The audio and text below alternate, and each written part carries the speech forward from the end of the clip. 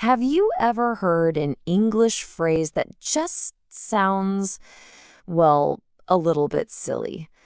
Today, we're going to dive into the really strange and fascinating story behind a classic one, Namby Pamby. So, what on earth does that even mean?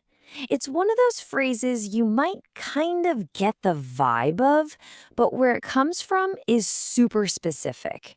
Let's figure out this little language mystery together. Okay, to really get this word, we have to go way back. It turns out, this thing we say today actually started out as a very personal, very pointed insult back in the 1700s. And this is where the story gets good. It all kicks off with this poet, Ambrose Phillips. See, he wrote poems that his rivals thought were just way too mushy and sentimental.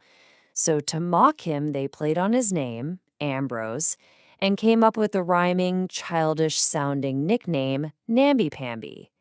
It was just so catchy and dismissive that the insult stuck, and it actually outlived the poet himself.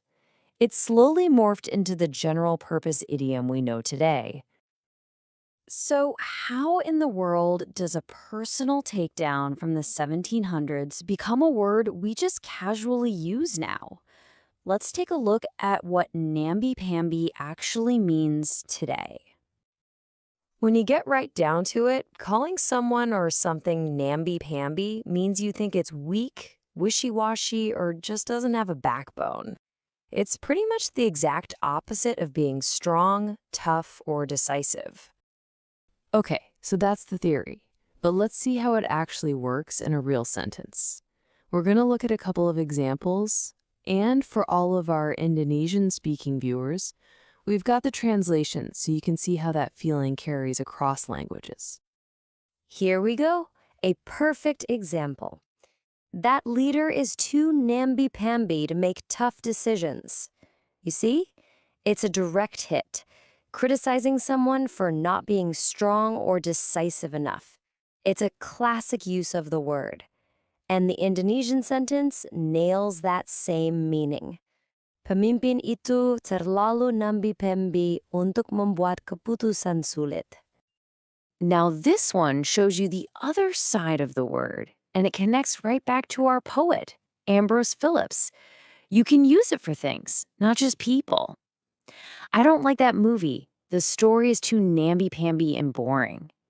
Here, it means it's overly sentimental, too soft, no real drama or grit.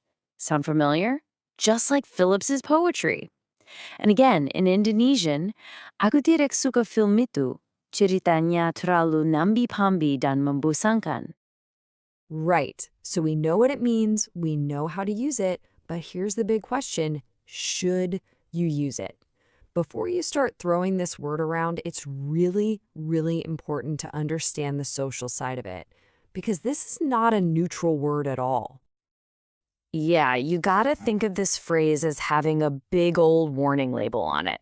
It isn't just a description. It's got a mocking tone built right in.